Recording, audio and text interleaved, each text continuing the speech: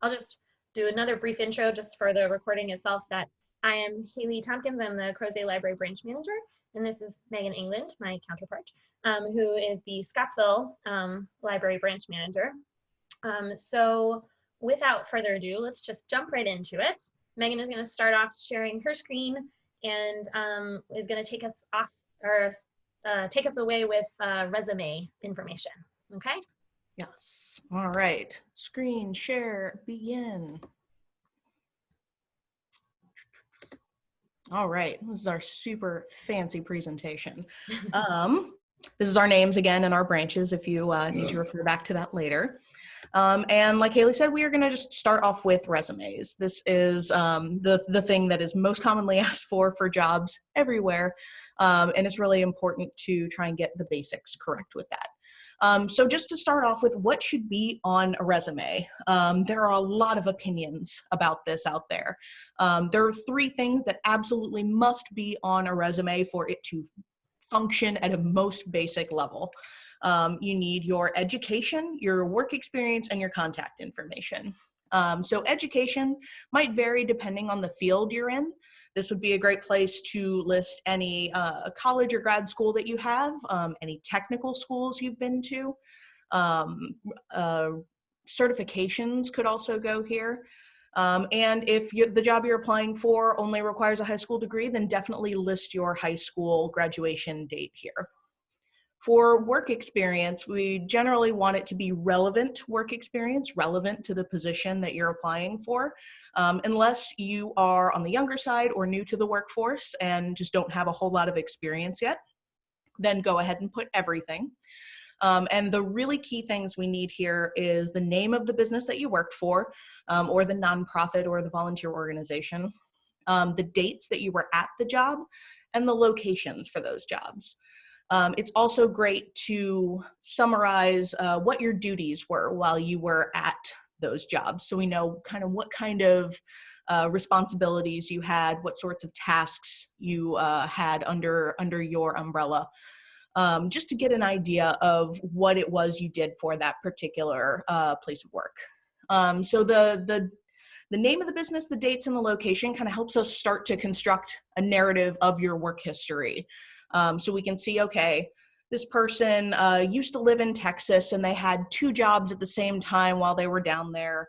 And there was a small gap and then they moved to Virginia and now they're looking for jobs in Virginia. So it helps us start to put all of that together. And another note about work experience, definitely don't forget to include internal promotions within the same company. This is really, really great. It looks great for you. If you were, say, working at a grocery store and you started off as a grocery bagger, and then you became a cashier, and then 6 months later you became a team leader, that sort of like progressive responsibility within the same job is really, really important, and it just makes you look great. It makes us take notice that somebody out there is clearly recognizing you for your abilities. So definitely include that. You don't have to include it as 3 different entries on your resume unless there's nothing else really there and you want to pad out that section a little bit. But you can definitely list it all under one heading. I worked for Food Lion from 2013 to 2016, and then underneath that, you can list your different positions with those internal promotions. With your contact information, really important to make sure that your contact information overall is professional. So you want an email address that is probably your name or some variation on your name. And there are so many free email services out there. You can definitely find one that has your name in general, in some way, whether it's initials or full last name, and not like love to fish 99 or, something else, maybe on the less professional side. You also need a working phone number if at all possible, and check your voicemail message. So this has definitely happened to us before where we've tried to call someone to offer an interview or to get some follow-up information, and the phone number either doesn't work or your mailbox is full, which is not super helpful, or your voicemail messages less than professional. um, so just be sure to, give yourself a call from another phone and, check on that voicemail, make sure that it's working from the other side. And then if you're applying to a position where it would be relevant, it's great to include a website or a portfolio. So this might be good for graphic designers, for writers. There are all kinds of fields out there where you might want to share some more information. And the best way to do that would be to link to a website that we could check out later on. Those are the 3 absolute basic things that you must have. There's also a lot of optional stuff that you can include to give us a better picture of who you are as a person and as a worker. So objective statements, we're going to talk about a little bit in a few slides, but they are an option for you. If you don't have a whole lot of work experience under your belt yet, or if you have really significant volunteer experience, that can be a great thing to include. Skills are also really important. For us in the library field, we're always looking for people who can bring any kind of added skill to the position. If you are great at graphic design, or some coding, or what else? You're really great at arts and crafts. Those are all things that can really be a big benefit as a librarian. So think about what sorts of skills and hobbies that you have that might tie into that position somehow. You don't want to take it too far and include any hobbies that might be, I don't know. Let's again say like less than professional. But, it's a great idea to think about the things that play a big role in your life and see if any of those could be great additions to your resume. Computer software is a big one these days. If you are not great with computers, that's okay. We know that not everybody is, and not every job requires that. But a lot of jobs do really benefit from even some basic computer experience. We're not really concerned with how many words per minute you type. That used to be really common to include on resumes, and not something we really look at anymore. But it is great to know if you're good with, say, Google Docs or Microsoft Word, even really basic word processing software, or I know how to use the internet. These are all great things that we really need to know.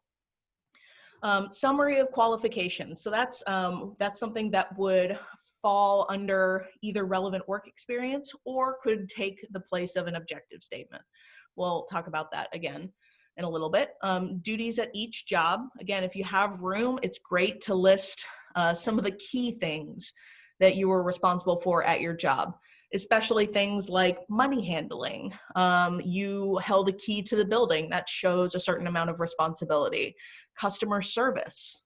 That's really important at a lot of jobs. Anything like that, really look at your previous position through a hiring manager's lens and say, what did I do there that could tie over to this other job? What could be relevant? Organization memberships, this is kind of field by field. There might be, different options here, but if there is, say, an American Association of Construction Workers and you have held a membership in that organization, you would want to list that there. For us as librarians, there's the American Library Association and a variety of other relevant places. So those are great to include. If you served in the military, always include that. There's never a reason to not put that on there. And then any awards or honors that you've received, whether they were at a job or a community award, a volunteering award, anything like that. If you have the room for it, then why not? Definitely include that. Megan, we've got a couple questions if you want to go into those real quick. So the first was about going over education again. Do we have another slide that goes over that a little bit? We don't. We have some example resumes later on that show how education is listed on there. Okay. But if somebody has a specific question about this person says, what about webinars, classes that are not college or credit classes? So I think that would depend on the job you're applying for, the field that you're going into, and kind of what the rest of your resume looks like. If it is a significant class that you took, say you took an 8-week certification class in something, that would be great to note.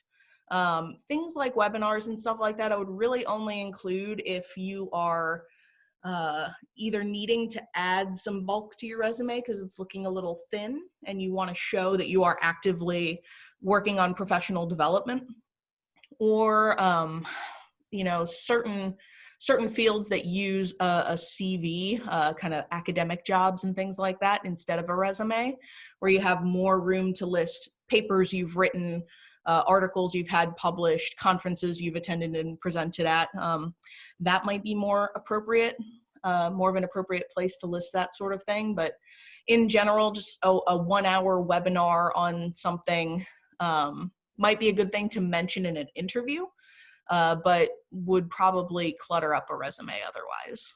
You have anything to add to that, Hayley? That same person says about an honors, what about an honors program through college and scholarships? I think, again, depending on how much you have there, you might put things like that, like if you were, but by the time, like, unless you're straight out of high school and looking for a job, you probably don't need to list valedictorian. You can list your GPA if it fits somewhere on there.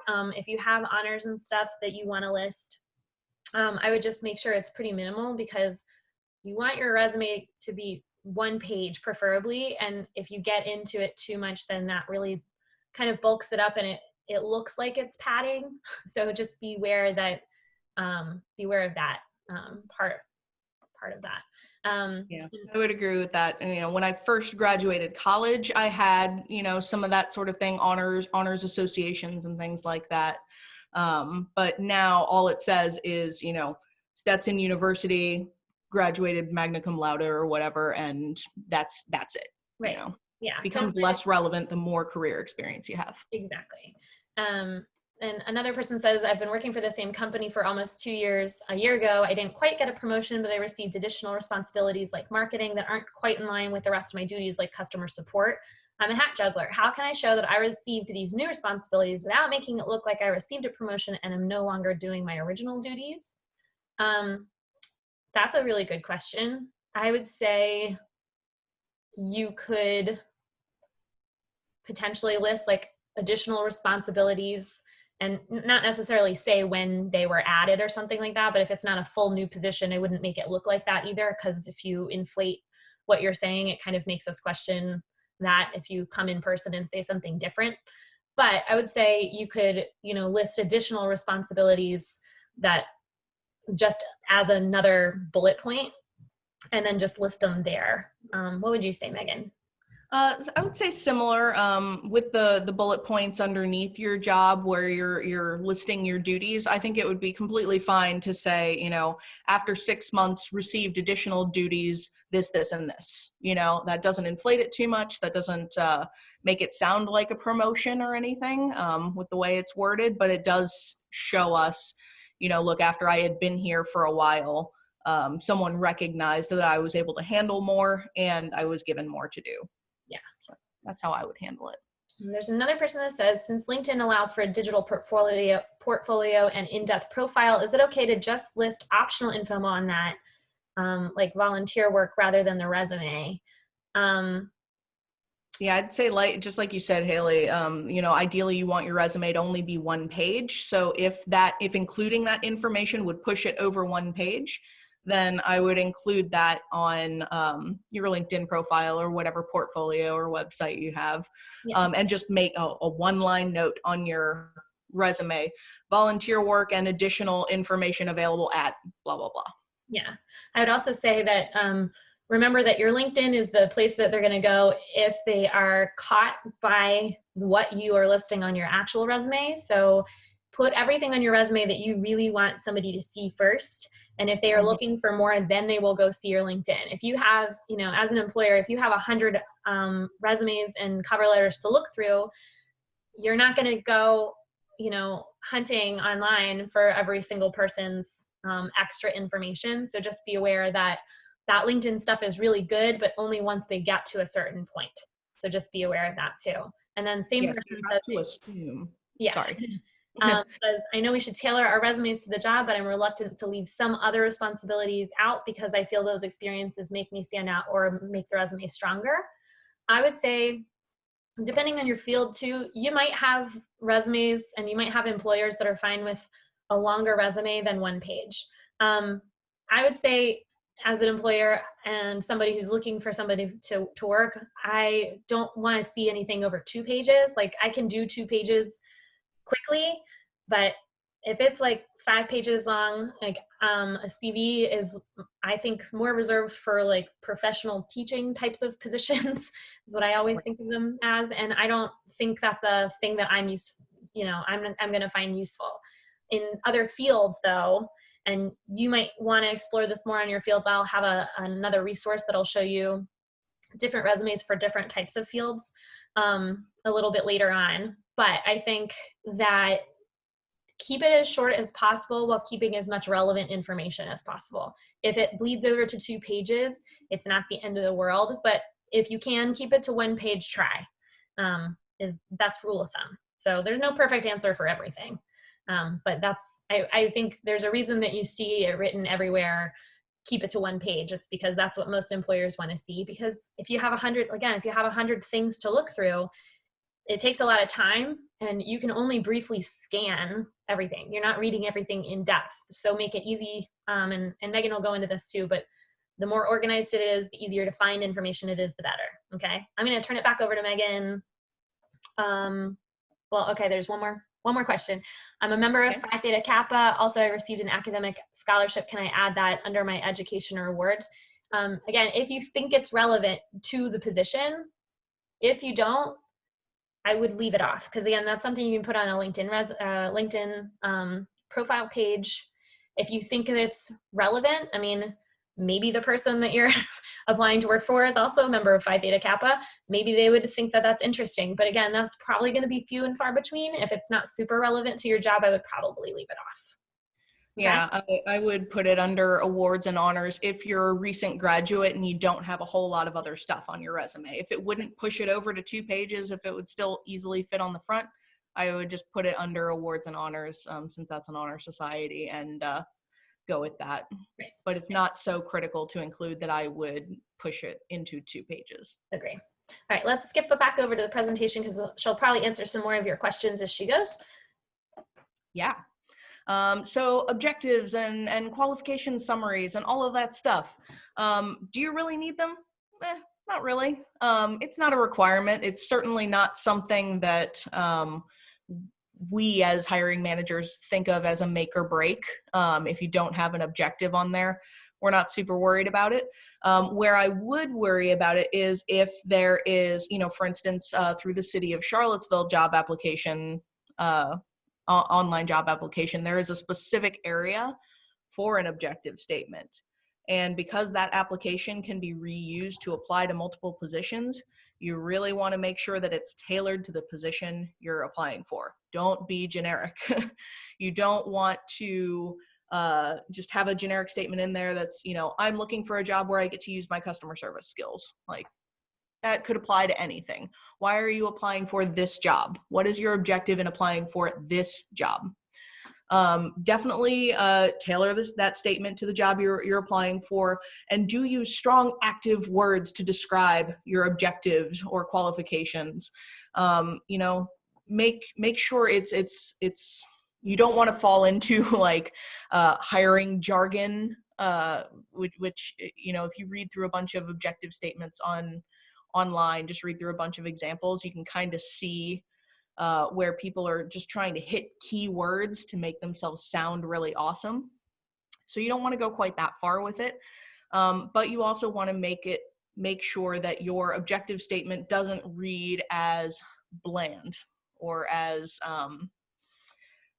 generic. Generic is really the best word. Take that opportunity to show what you bring to the table, why you are a good person to be applying for this specific job. And if you can just do a qualification summary instead of an objective statement, go for it if that's something that is possible for you. And we'll look at what the differences between those two are on the next slide.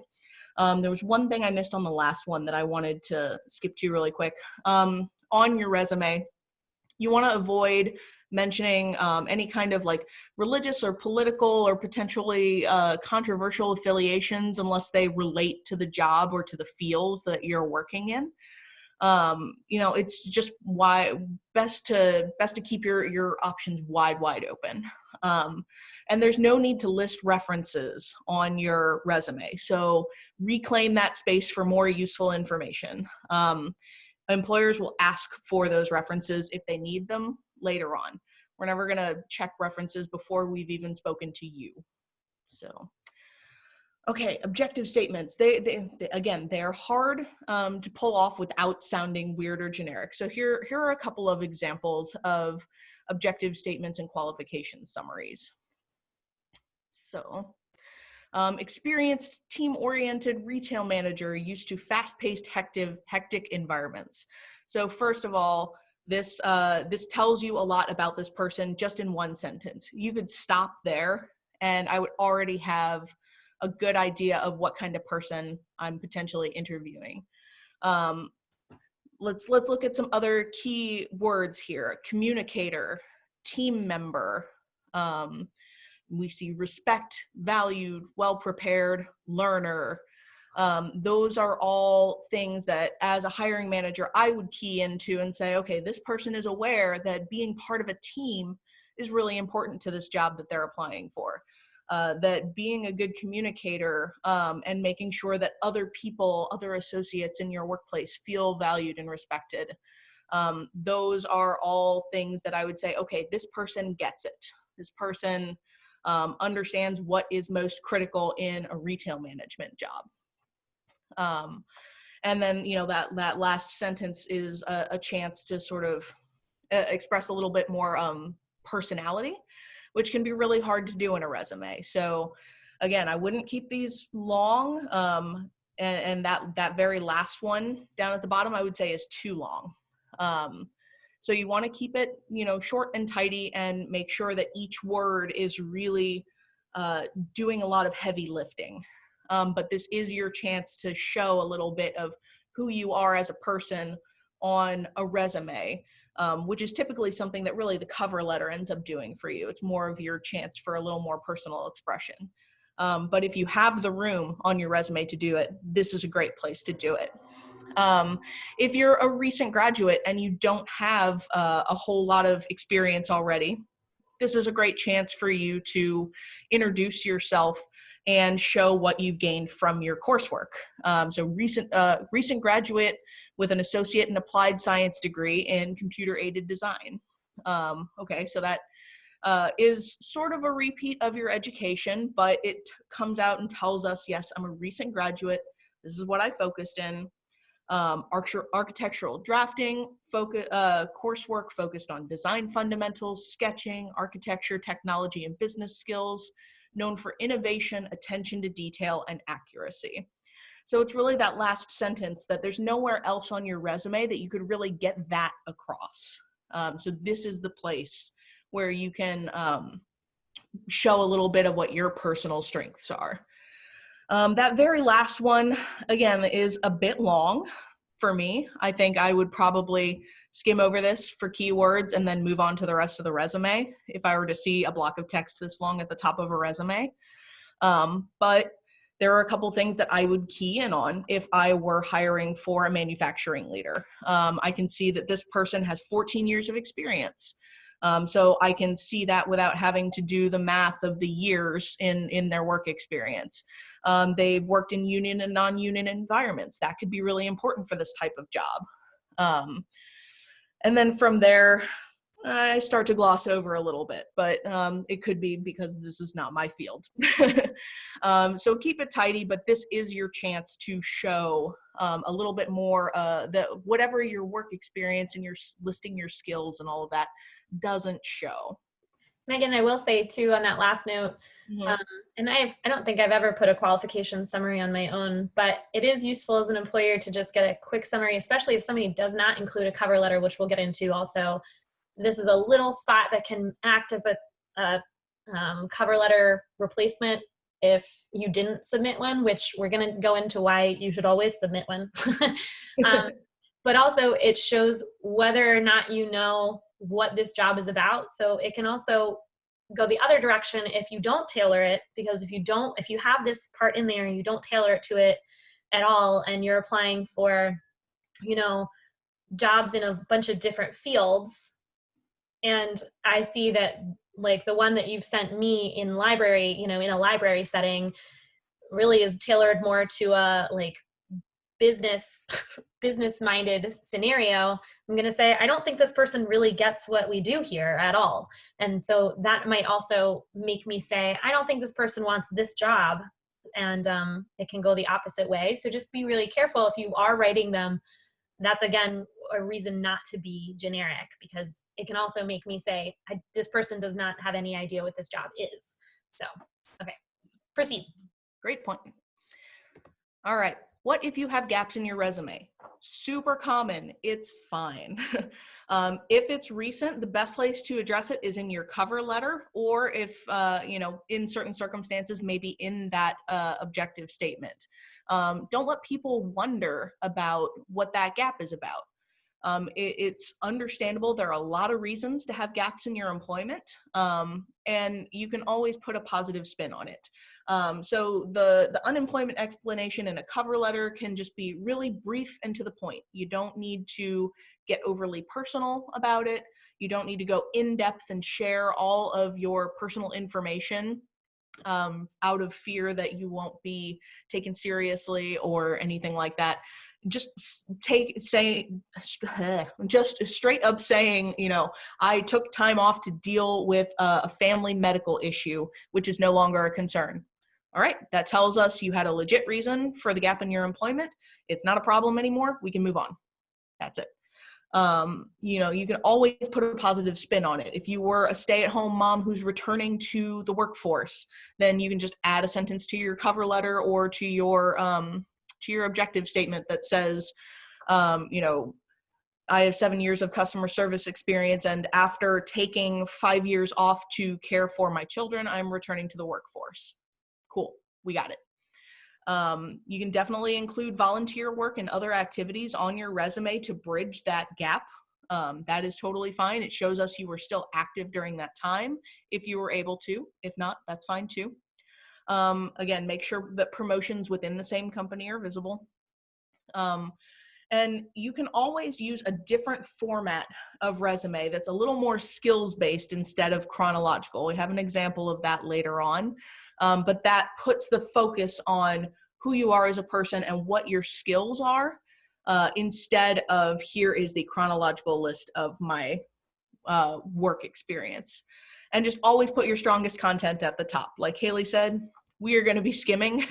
There's usually a huge pile of resumes, and we're going to hit the most important points first. And so the most important thing should always be the very first education you list should be your most recent and your highest level of education.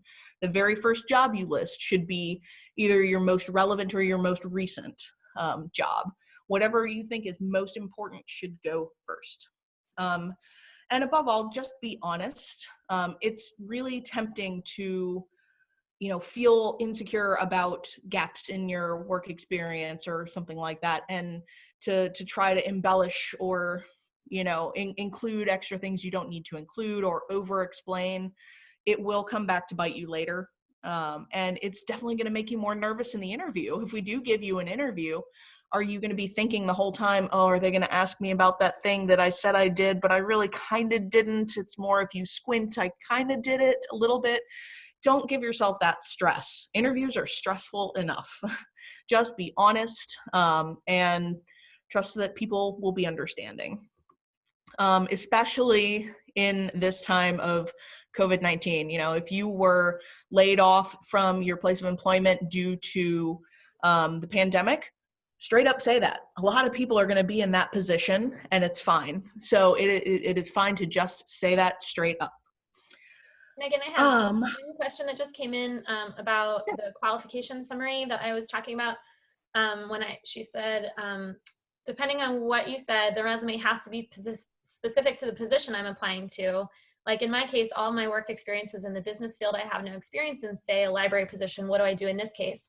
So the qualification summary doesn't need to be telling me everything that you have done in a previous position. So say you come from the business field, apply what you have, the skills that you've learned and the skills that you have from the business field, and talk about it in the format of this new position. So in a library position where it's customer service facing, it's decision making, it's organizational skills, you'd probably have a lot of those things from the business field that would translate over. But if you're highlighting management and it's not a management position, it's going to be weird for a hiring manager to say, oh, well, this isn't a management position. So if this person thinks that that's going to be a management position, then they don't have an idea about what this is. So I just wanted to clarify that. That's a really good question though. Yes, that's a good question. A good answer. So what if you are in the very fortunate position of having too much to put on your resume? We've talked about this a little bit here and there, but I just wanted to specifically call it out. Stick with what's relevant. If you have, say you're applying for a library job, but you also have experience as a cook, and maybe you can't get everything onto one page. So you just put your relevant library experience and then just stick that line, additional work experience available upon request on there. And we'll know that there's more. If there's gaps on here, it could be that there's plenty more to see. Actually, I mean, somebody who did work in a high pressure, environment like being a cook, I would see that as a benefit, but, random example. If that creates gaps, it's fine to create a less detailed section that includes more of your employment history. So for instance, my resume has at the top, like 4 library positions that are professional librarian positions that I have held since graduating with my library degree. And then down at the bottom, those positions have the full description of here's what my responsibilities were. Here is the type of programming that I offered. Here was my level of supervisory responsibility, all of that detail. And then down at the bottom, I just have single line entries for other jobs that I've held in the past, which is a lot of retail work. Why would I include that at all? Because it's customer service, and libraries are really heavily customer service focused, especially the kinds of positions that I've held. So any kind of customer service or teaching experience that I had in the past, I included those on there just so you could get a quick glance and see, okay, there's retail experience here, there's teaching experience here. That's all helpful, but it's just a single line, doesn't take up a whole lot of room. So it condenses some of that stuff that's still relevant, but doesn't need the full descriptive treatment. And when in doubt, just focus on what's recent. If you have a lot of different stuff on there, then, what we mostly care about is what's within the last 5 to 10 years, say. We don't, if 20 years ago you worked at BILO, probably not super relevant to today. So just focus on what's recent and relevant. How should it look? Above absolutely everything else, it should be clean, organized, easy to read, and accurate. Absolutely everything else is secondary. I don't care if it's pretty. I don't care if it's colorful. I care that I can find the information that I need to make a determination about whether I should give an interview or not. Does it make any kind of sense? And does the information on there seem to be accurate? And again, if we have not beaten this point to death enough, keep it to 1 page if at all possible. A note about proofreading. Yes, please do it. You want to think about what your resume says about you just by existing, okay? The fact that you have a resume at all means that you know how to follow directions and you know how to research what a resume should be like. It shows that you have some basic level of computer knowledge, being able to type things up on the computer. It shows some degree of written communication skills, though the cover letter does that even better. Hayley will talk about that. And it shows that you are detail-oriented and care about accuracy. So what does it say about you as a worker if you've used some sort of free online resume template and there's clearly something left over from that template on there, like insert work experience here. And you see it, but then you say, I already downloaded it and I don't really know how to fix it, so I'm just going to leave it there. You know, a typo is not going to make or break anything, but if absolutely all else is equal between you and somebody else, you just want to give yourself your best shot. You want to make sure that your resume represents who you are as a worker. There's a couple of examples here, and I want to just note that neither of these is out of anybody's reach in terms of creating this resume for yourself. There are lots and lots of free templates online that you can use to create professional looking resumes. I do want to point out one thing though. If you just Google resume template, you can see these first few results all say add next to them. So yeah, the first 4 results all say add, and even the things after that, I would still question. So many free resume template websites, they hook you in, they say, great, you're here, here's this beautiful resume we can make for you, put in all your information here, and you spend an hour entering all of your work experience in there. And then you get to the end and they say, great, oh, you actually wanted to download this resume. Cool, pay us $5. And I see people get trapped into it so often because those websites are designed to be predatory. So there are lots of other options out there. You don't have to use those websites. Hayley is going to show you something we offer through the library. Indeed.com, which is a job hunting website, also has actual free resume templates that look pretty good, and they're easy to use. So just be wary. Any resume template website that as soon as you hit that page, they say, great, start entering your information now. I want to know that it's free for sure before I even start working on it. So just be extra careful. This is a great time to exercise your healthy skepticism of all things on the internet. So these 2 resumes, I would look at either one of these and say, just right offhand, good, clean, organized, you know, looks great. And they are a little different. So the one on the left is a recent graduate. So we can see that this person, they have a lot of experience of working as a student. So their jobs that were at the university, their jobs that were seasonal retail, internships, being chair of certain committees, activities and volunteering. So this is a full 1-page resume that makes this person look really great. But they're a recent graduate that has almost no real significant professional work experience. And yet nothing on here really strikes me as fluff. It covers a lot of valuable skills, you know, working with money, working with donors, working in marketing and sales. There's a lot of great stuff on here. So yeah, right offhand, I would say this looks like a great, well-organized resume. The one on the right is a little more colorful, a little more graphical. That's also fine. And this is a little bit more of, you know, emphasis on the skills. So there's really, you know, there's that resume objective at the top where Mr. Barry Walters gets a chance to summarize his qualifications. And then those skills are right up at the top. So it's saying, you know, look at this specifically. This is important. This is what I think is key to the position I'm applying to. And so I'm putting it right up front. And then since this is a carpentry position, he's saying, okay, education, probably less relevant. Put it down at the very bottom. High school diploma, that lead carpenter certification is probably great. So it's still on there, but this is a resume that really focuses on the skills and experience. So just the way you organize everything can have a big impact on how your resume is received. And just a note that the very first thing below is always your name. Your name should always be the biggest thing at the top with the contact information right below it so that we can quickly and easily contact you if we want to contact you.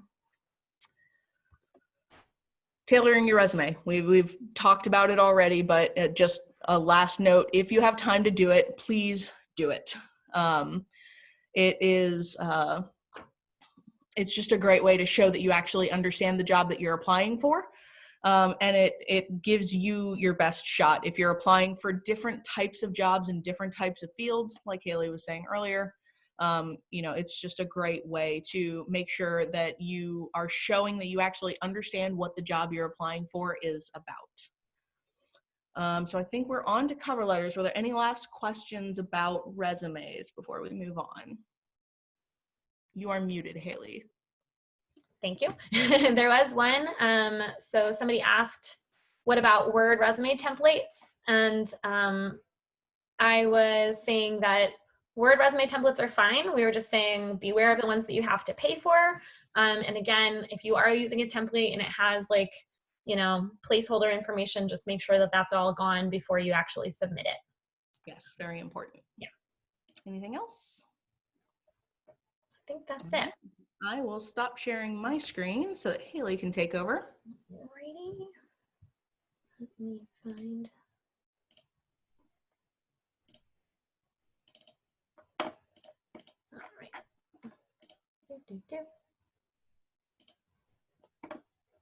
And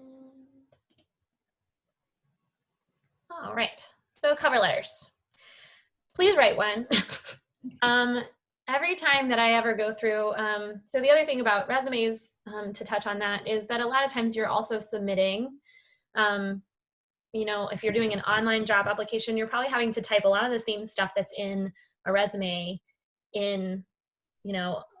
onto a job application thing that comes with all the same information that you have to plug in. So even though you are replicating it, resumes are super, super important. Cover letters are a place that you can share information that you cannot share anywhere else. And if you write one, that says to me, this person is going an extra step to say what it is that they want me to know about them so that I can hire them. So if somebody doesn't write a cover letter, I'm automatically like, okay, so it really looks like you've done the minimum, but when you do a cover letter, you've gone a little extra and it gives me a lot more information to work with. So please write a cover letter. It's really important. And not all managers are going to feel the exact same way, but if you just come to it thinking that they will, then you will have a better shot once you get to the hiring stage where that will actually matter. So just a note on that. Whoops, one too far. So why do they matter? So you might be looking for work and you might just be looking for anything. Like at this moment, if you have been laid off because of this pandemic, you are probably just looking for something. But remember that that employer, and especially in a time where they might not have a lot of extra money to hire new positions and stuff, every position counts for them.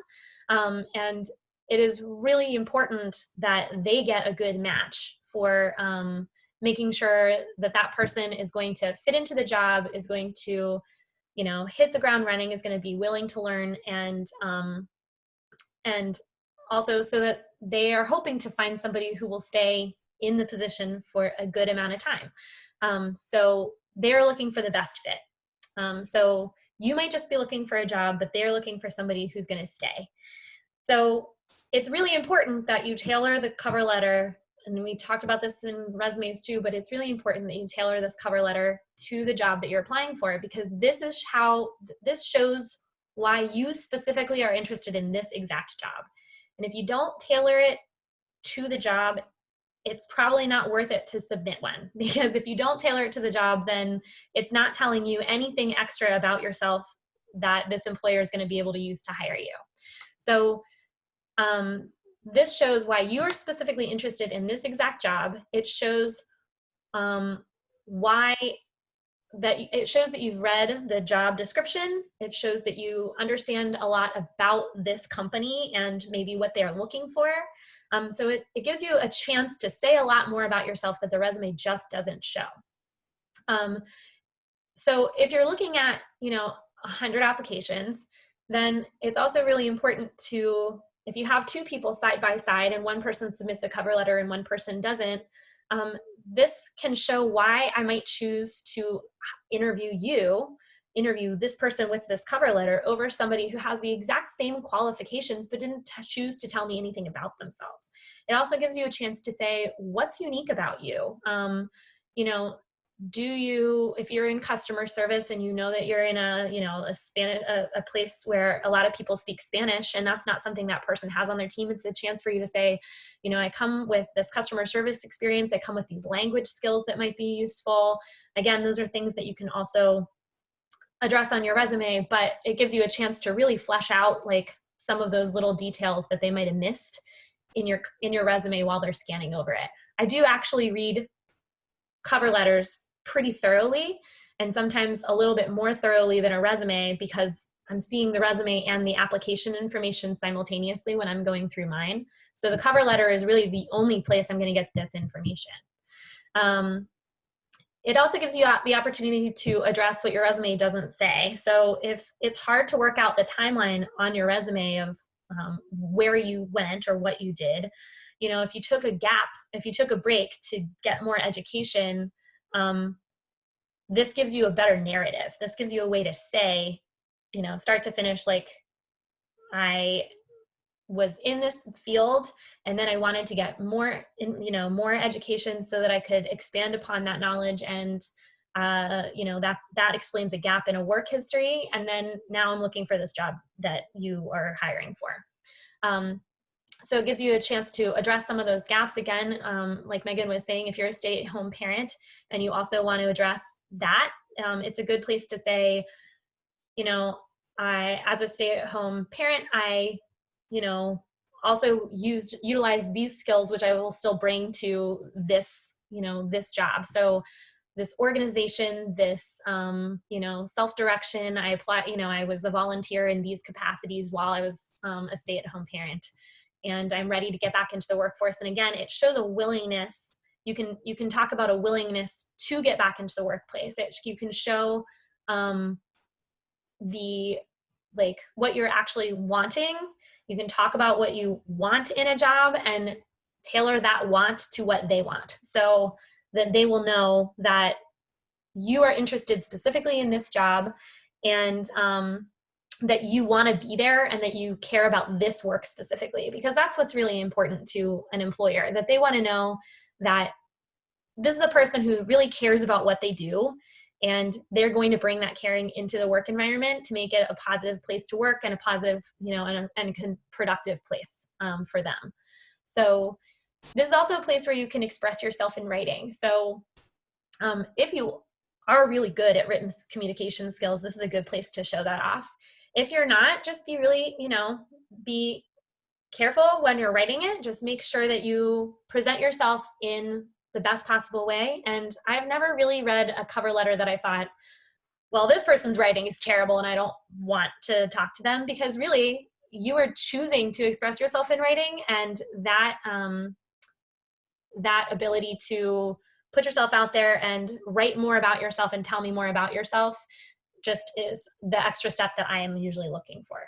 Also, this is a chance for you to say, while I was researching your company, I was excited to see this, this, and this. And that shows what you know about the company. It shows that you understand what their values are, what their mission is.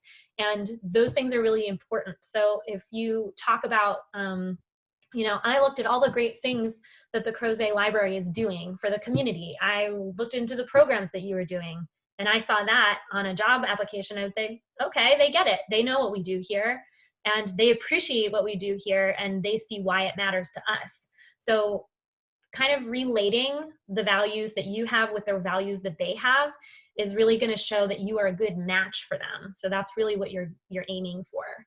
And again, it gives you a chance to show a little bit of voice and a little personality while still being professional. So, if you have a creative side and that might relate to the job that you are applying to, it's a good place to say, I also really enjoy these types of activities, which are skills that I can bring to this. And it just gives a little chance for that person to see a little bit more of who you are. The types of things you should include in a cover letter are professional instruction.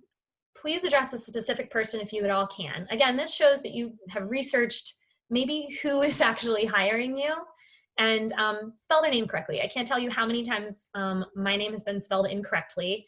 My name is spelled with an extra Y as opposed to a lot of other people. But that's, you know, that's just an easy thing that you can get right that shows, okay, like they didn't butcher my name. That's awesome. It shows that you have attention to detail, and it shows that you really followed through on making sure that those details are correct. You can also talk about where you heard about the job. So if you had somebody suggest to you specifically that, you know, like a personal recommendation, you know, somebody who works at the company said, I think that you'd be a good fit for that job. That might be a good thing to include, because then they'll say, oh, okay, well, this person recommended them. So that's maybe something I should take into consideration when I'm thinking about whether or not to offer this person an interview. Again, it shows that you know something about the company or organization. It shows about how the qualifications on your resume match up to the very specific things that they ask for in the job posting. So again, it can make connections that might not be obvious on a resume. There's, again, if you're an employer, you're looking at a lot of resumes. A cover letter can just help flesh out some of those details that you might have missed. But the other thing, and I'll probably mention this again right at the end, but please do not regurgitate everything that you have in your resume. Your cover letter is a really, really useful tool. And if you just regurgitate everything on your resume, you are not doing yourself any favors. I could see that you can see that you went to school here. I can see that you did this job and then this job and then this job. But if you tell me everything that you did at those jobs that's also listed on your resume, you're not really telling me anything that I didn't already know. You're just making me read the same thing twice. And what you really want to relate are the skills from those jobs and how they'll relate to this job, because that's what your resume doesn't say. Your resume is all about you. The cover letter is all about marrying what you do and what you bring to the table to what this employer is really looking for. So if you're just talking about all the things that you've done in the past, then it's not really telling them how you're going to fit into that culture any more than your resume will. So it also gives you, like we said, addresses any gaps or oddities in your resume. So if something's weird on it, or, you know, if you're returning to the same field that you used to work on a long time ago, that, you know, that information, if you're in the tech company, you're like, I was in the tech company when it started in the 90s, like that might not quite relate to, it might not be the same type of experience that you're getting if you're applying in a tech field right now, but you can say, you know, I was in it when it first took off and I'm really excited to get back into it. And I've kept up with those skills the whole time. And, you know, I am somebody who really appreciates innovation and creative problem solving. And I will bring those things just like I did in the field back then. So it says, I know that experience is old, but I'm still keeping up with it, and I still think it's important, and I am ready to get back into this field because I've kept up with it and I care about it. So it's a way to kind of address some of those weird things that you're like, well, maybe that work experience isn't super relevant, but then in the cover letter that you address that, yeah, it is, and this is why. And again, you want to thank them for their time and close on an active note. So I'd appreciate the opportunity to discuss this with you in person. I'm excited by this opportunity to work at your company, and I hope to discuss this position with you soon. I have had somebody say, you know, like they didn't change this part of their cover letter, and I'm excited to apply to, you know, this baker's job. And I was like, that's not here. So clearly you forgot to change something. So just make sure that, again, you are fine-tooth combing your resume and your cover letter for things like that. If you're tailoring it, which you should be, and making sure that all those little pieces fit so that we can say, okay, they really worked hard on this and I can see what they did and I can see what they're going to bring to the table. And then a professional sign-off. Sincerely works just fine. Best wishes. what have you. Those are all good. And when another note to the professional introduction, addressing a specific person if you can. If you can't find a person that is the hiring manager, and sometimes it's hard, just say attention hiring manager or dear hiring manager or something like that. Please do not use generic gendered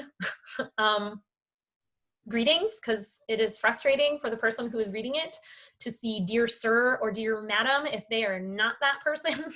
And it also sounds, it sounds a little antiquated, honestly. If I saw dear madam, I would say, oh, okay, that's Who's not madam? me. I'm not madam. I don't feel that way, but sure. So just be aware that when you're doing a professional introduction, make sure it sounds professional, but also, if you don't, it's okay to not know who it is if you cannot find it. It's also okay to call and say, hi, can you let me know who the hiring manager is for this? I'm just trying to address my cover letter to them. That's fine to do, because again, that shows that you are following through and you are asking questions.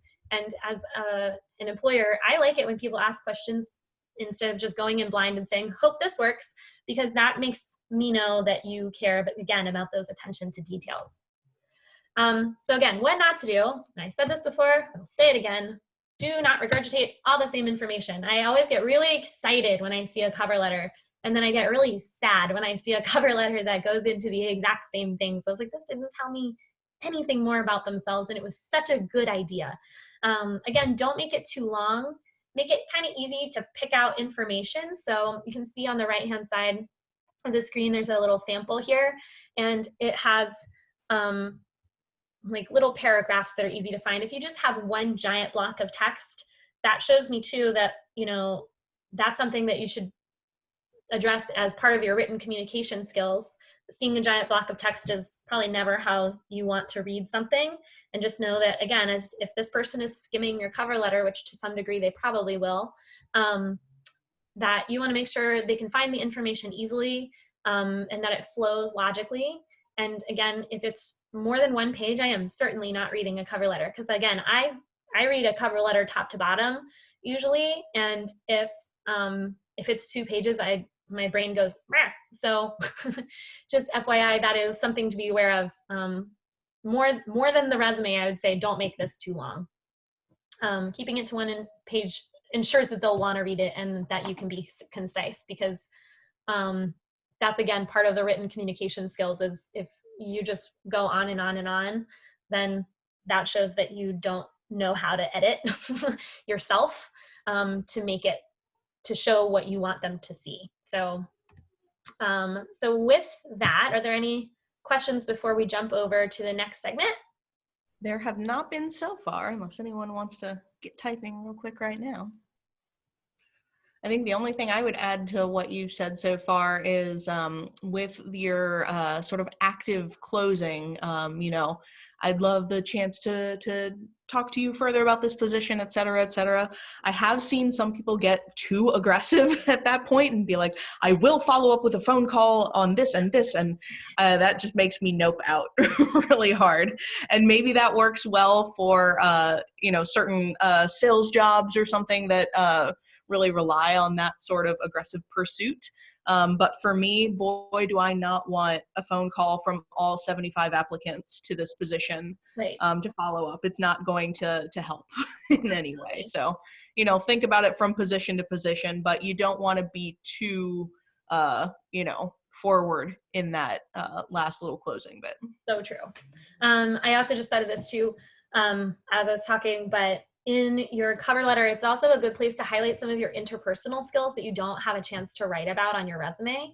So it gives you a chance to say, I'm a team player and I really care about a positive work environment, and, I contribute this way to a positive work environment. And you can't put that anywhere on a resume. It just doesn't fit with what a resume is. A resume is all about your technical skills, and your cover letter gives you a chance to highlight some of your interpersonal or your soft skills.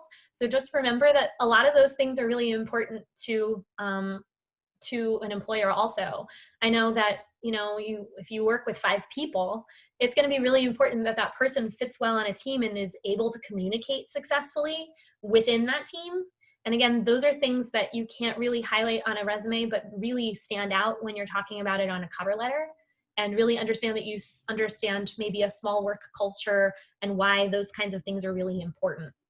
Because that says not only do I fit in with the skills that you need from this job, but also I can fit in with the people that are potentially at your job. You can't ever 100% know that you're going to fit in with people at that job because you don't know those people at that job, but you can tell them what you can bring to that table in interpersonal skills. If you are really not a very social person, that's okay too. You can say, I'm a very independent worker. You know, I'm a self-starter. I, you know, don't need a lot of direction. If you give me a task, I can, you know, figure out a way. I'm a creative problem solver. So if you're not a super social person, you don't have to highlight necessarily those types of soft skills, but you can highlight the things that, or you don't have to highlight like interpersonal skills if that's not your strong suit. You can also highlight those other soft skills like, and like written communication and stuff too. You know, if you're an introvert, you might have really good written communication skills, and you should highlight that maybe over some of those other things. So just be aware of how much those really play into the hiring process too. So I see. We did have a question roll in. Is there a best place to find a cover letter template if applicable? I would say to that, I mean, Hayley's going to go over something here in just a moment that does have some cover letter templates available, but I would also say it is super simple to just Google graphic designer cover letter and just read a whole bunch of examples and see what different people do and say. But I think by the very nature of what a cover letter is, a template is not super helpful to you because it's not really a fill in the blank the way a resume is. So you can get a feel from example cover letters what it should sound like and what kinds of information should go into it. But you won't really get sort of a plug-in information template like you can with a resume. Anything to add to that, Hayley? No, I think that's exactly right. And actually, the resource that I'm about to show you has a lot of examples too, and I love this resource. It's pretty new to us. So once we got it, I was like, this solves so many of my problems. When we have a lot of job seekers that come to the library and they need a lot of help, and it is understandable because this is not a simple process. It's not an easy process, and there's a lot of details to think through. And so this is a really great resource. So I'm right now on the library website, it's jmrl.org, and I'm going to go to the databases section. Hayley, we're not seeing the library website. We're seeing something else.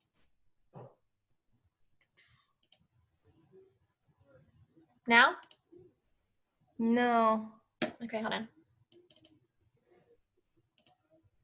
Yeah, if you can open it in the same window as your PowerPoint presentation, that might, because that one we can still see. One moment, please. Hold music here. I know. All right. I'm going to stop share, and I'm going to share again.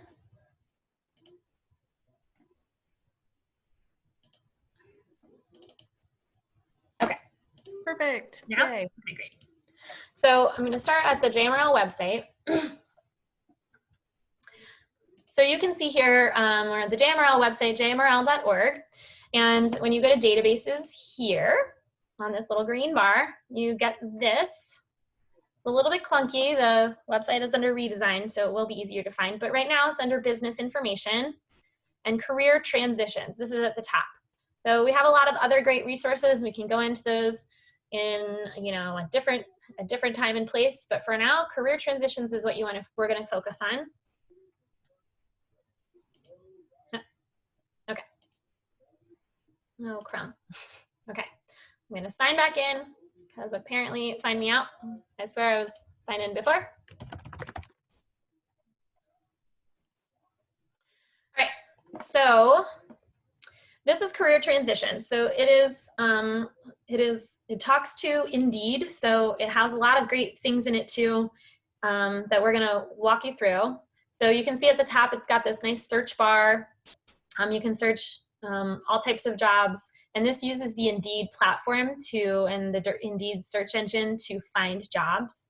I'm not gonna start with that because this isn't about job searching, it's more about resumes and cover letters. I will walk you through some of the other fine points of this though, and I would really encourage you to explore this on your own. Now, if you are accessing this database from home, all you need to do, you'll probably get a little thing that says sign in with your library card number before it transitions you over to this page. So just be aware of that. And you don't have to sign in to to career transitions to look at things. But if you want to make a resume or a cover letter, you will have to make an account so that it saves that there for you.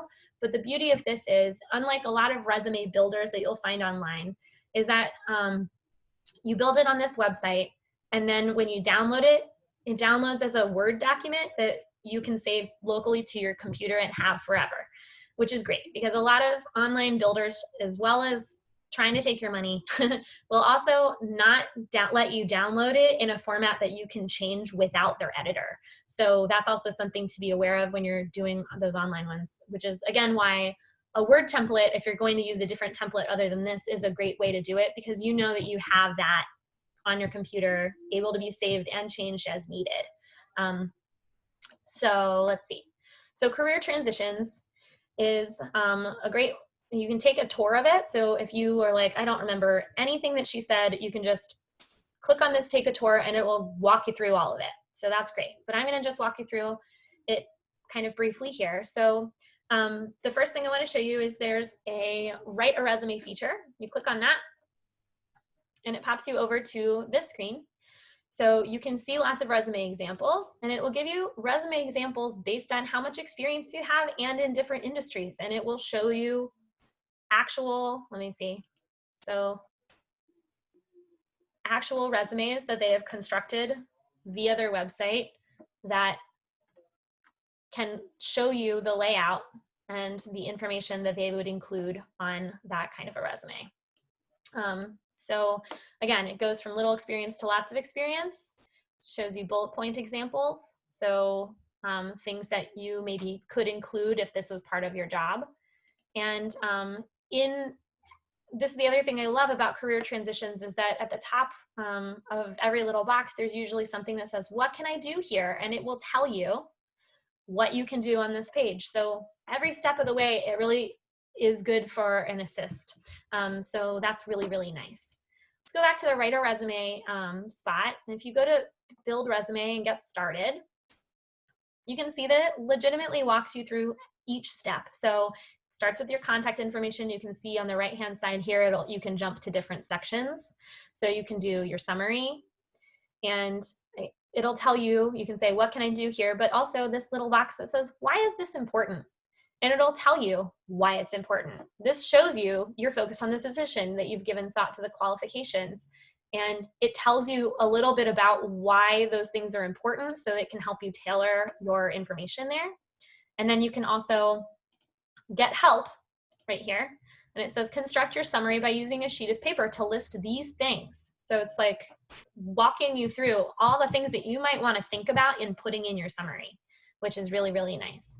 So again, this is a workshop the whole way through because it really walks you through every step of the way and gives you guidance on how best to build it, which is really, really awesome. For the experience too, it does the same thing. You can rename a section if you want it to look a little different on your resume. So if you wanted it to say relevant experience, you could say that. It lets you say, you know, whether or not this is a current position. And then once you fill in this position information, it lets you add positions. So it's not just going to let you start and stop. Or it's not going to just end at the one experience. Skills, again, why is this important? Gives you a little overview of why. Education goes into these things, and it'll let you put in, again, additional information once you fill out the first bullet point. memberships and affiliations, if you don't put anything here, I think it just leaves those sections off, honors and awards and references. And then when you go to preview and download, it gives you the option to print it off directly from the website or to download it as a Word document. And then you can also say which section you want first. So if you think that, if your education isn't the thing that you want to highlight and you don't want to put it at the top, put your work experience at the top, and it'll do it that way. Again, you can pop over to resume examples and toggle between the two at any time, and it lets you do that really, really simply. So that's the resume spot, the resume builder spot. I'm going to go back to the home section, and here's the cover letter. So again, it's a builder. It lets you, again, it doesn't have that much information here, but it does give you, it doesn't have that many sections, but it makes you make sure to have your information, your contact information at the top, and then it goes into how to build a cover letter. Also, lots of cover letter examples.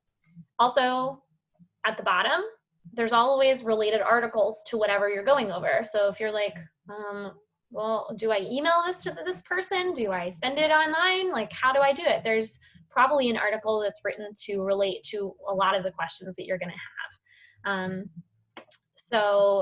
And it goes into little things too, like writing an effective summary of qualifications, employment experience, every little step of the way. So you can probably get a lot of that information answered here.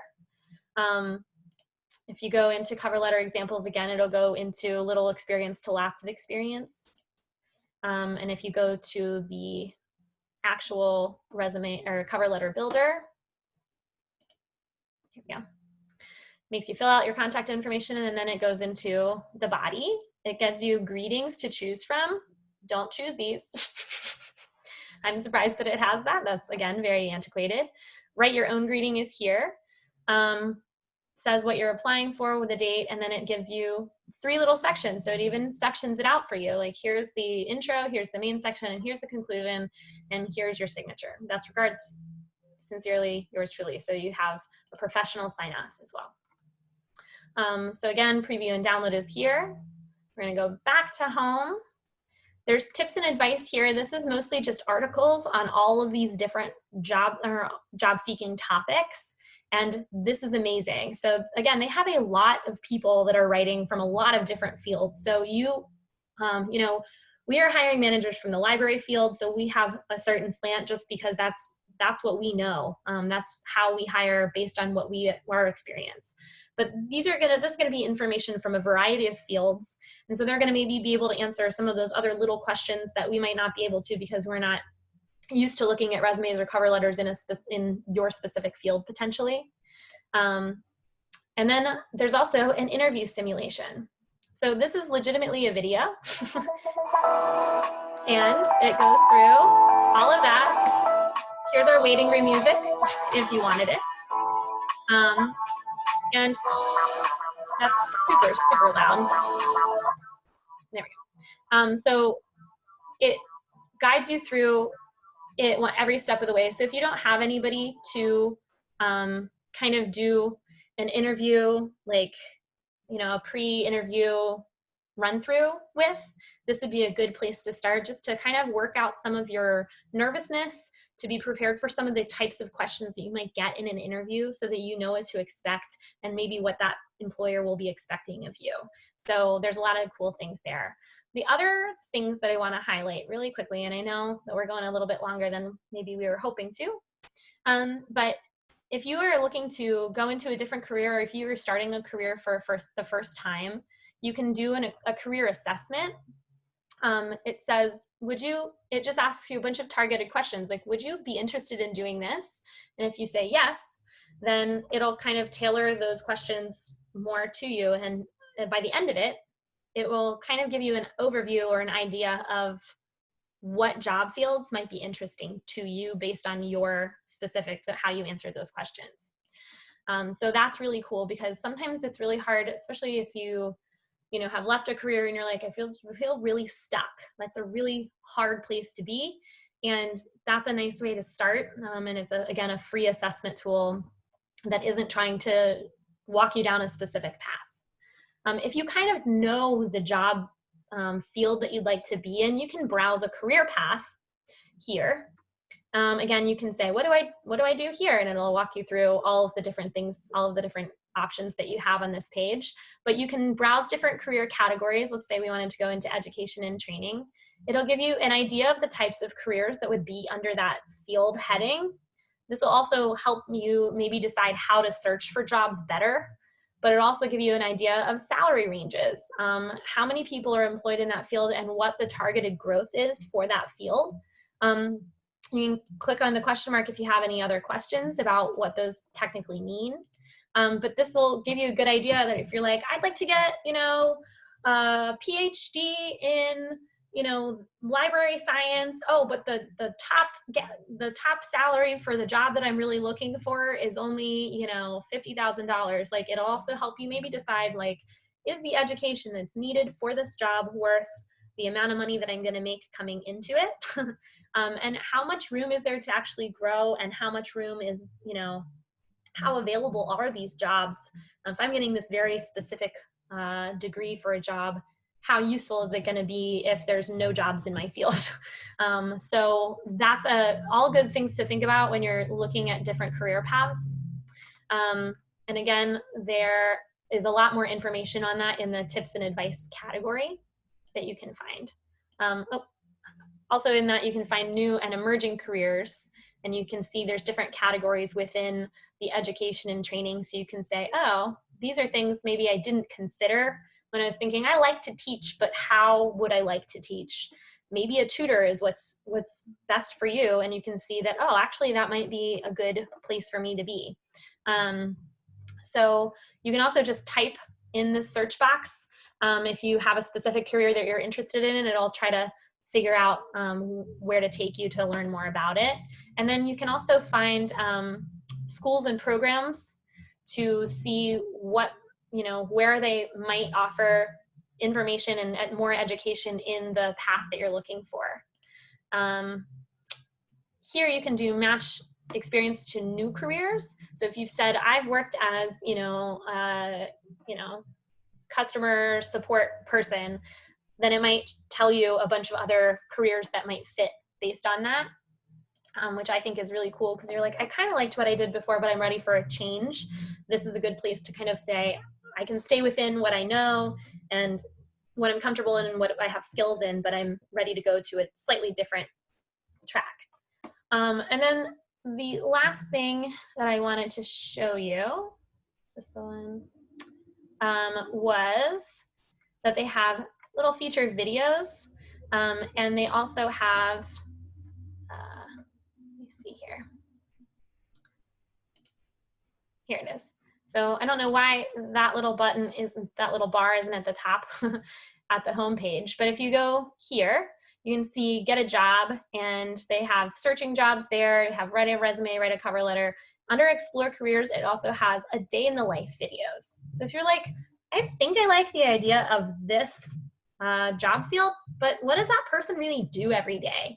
Maybe it sounds good, but maybe a lot of it ends up being like financial stuff and form filling out and sitting at a computer, and I'm not really interested in those aspects of the job. And so you can actually see, there's going to be a limited number of videos that they're going to have in different fields, but you can kind of get an idea of what that thing might look like based on some of these videos. So you can say, what does that person do day to day? Which is also a great thing to ask in an interview, by the way. What do you do on a daily basis? What does this job look like day to day? It's a really good idea, a good way to get into whether or not you think that you'd be a good fit for that job based on the things like the daily work, which is really what's going to lead you to, whether or not that job probably makes you happy. So let's go ahead and open it up to questions, because I think I've kind of taken the tour through career transitions. Again, I love this. It's really easy to find things in, and it's just a really great free service. So again, you can access this from home by using our databases and signing in with your library card. And if you make a profile, then you can also save your information. You can save jobs just like you would in Indeed, and you can create a resume and cover letter, and it'll keep it there for you. So just be aware. But again, I would always recommend downloading and saving your actual resume so you have it on hand, saved on a hard drive. Okay? All right. Does anybody have questions that we want to address right now? Let's go ahead and do the last slide of final tips, and then we can pause the recording part of this. So if you have questions that you would rather have be totally anonymous, or you don't want your question recorded for any reason, then you can go ahead and ask that and know that we will address it off the recording. Right. So we do have one question here, but I'll save it for off the recording. I am going to stop sharing so that I can go back to that one before, because that's the best way that I found. All right.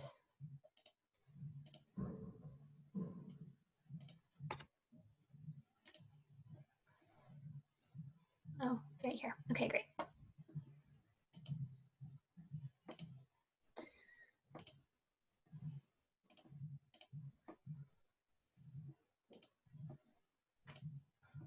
Okay. So final tips are here. We all see that? Mm-hmm. Great. Yeah. So final tips, read your cover letter out loud. Make sure that as you're reading it, you're like, oh, that sounds really clunky. That'll help kind of work out some of those editing things. If you've been staring at it for too long, sometimes just reading it aloud just gives you a different perspective for it. Editing for errors, and have somebody else read it too. If you have somebody else that can do, don't oversell or undersell. We get that a lot. I don't know if you want to talk at all about that, Megan, but I know on my point, I get more on the undersell, that they don't tell me enough about what they are great at, and they don't tell me enough about what they do.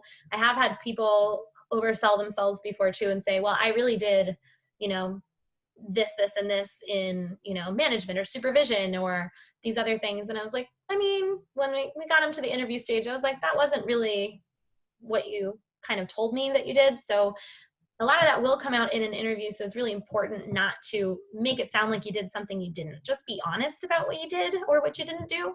But again, do not sell yourself short, because I feel like a lot of us have a tendency to say, I mean, it wasn't that big of a deal. I got these extra duties, but it really wasn't, I wasn't given a promotion or anything, or it wasn't this or that. But if you take on extra duties, that shows that you have a willingness to do more. That shows a lot of initiative, which is super, super important for employers. And it's really important not to undersell or undercut yourself. So, Megan? I think the area where people tend to undersell the most, at least in our field, is with those soft skills, or with those skills that are not necessarily, oh, look, I'm proficient in this software. It's more like, I am, really great at organizational systems. I am really good at talking to people. I'm an effective communicator. Those are the kinds of things that people tend to leave off, that are actually really valuable. So definitely don't undersell your soft skills, especially if you feel like you're lacking a little bit in work experience. That's where you can really make yourself shine. Also, willingness to learn and taking the initiative to learn is super important. So again, if you are like, I don't know that software, don't leave it at that. Just say, especially once you get to the interview stage, but if you don't know something exactly, say, I haven't used that specific software. I've used other software that seems similar to that, but I am a very fast learner and I'm very willing to learn. That's really important, because that's usually more important than somebody who's like, yeah, I've used it before, but really doesn't use it well or doesn't care to learn more about it. So that's really important. I get this a lot too. Provide some context for businesses or organizations that are not self-explanatory. you have a business that has a very generic sounding name, or that's a small business that somebody might not have heard about, especially if you're applying to a field that, you know, isn't something, you know, if you're shifting careers or you're going to a different job field, that's going to be important because somebody in a different job field probably won't know all the big names in your job field. So if you are switching, it's going to be important to just say maybe a little bit about what that does. And don't forget to do that for retail businesses as well. Some of them are surprisingly obscure. For instance, on my resume, I never just put Michael's, because what does that even mean? You know, that's just somebody's name. It's always Michael's Arts and Crafts. So, you know, like, okay, I was teaching classes at a craft store. Now I see how that's relevant. You know? Very good point. Hand sign your cover letter if you're able to. If you're sending it electronically, you don't have to. It is a nice touch, but it's not a deal breaker. But again, it does add a nice little flair of, like, you know, personal touch. Avoiding generic buzzwords that sound good, but you're not totally sure what they mean. So yeah, if you don't understand what you're writing, then probably the person that you're writing it for doesn't either. So don't use that. Don't do that. Thesaurus is bad. Don't use the thesaurus. Again, Megan touched on this a lot. There are a lot of free templates out there to make your life easy, but make sure you change the fields and that you can own it and you don't have to pay for it after you've done all the work. Those are really awful. Also, like, you know, if it is a paid service, remember too that they're going to make you pay for it every time you change it.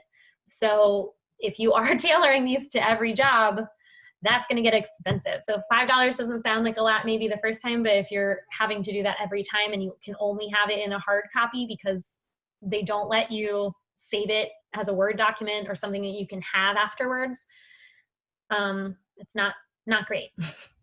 Also, making sure to focus on what you can do for them and not the other way around. So you're not coming to them saying like, well, I need this job because I need money because of X, Y, and Z.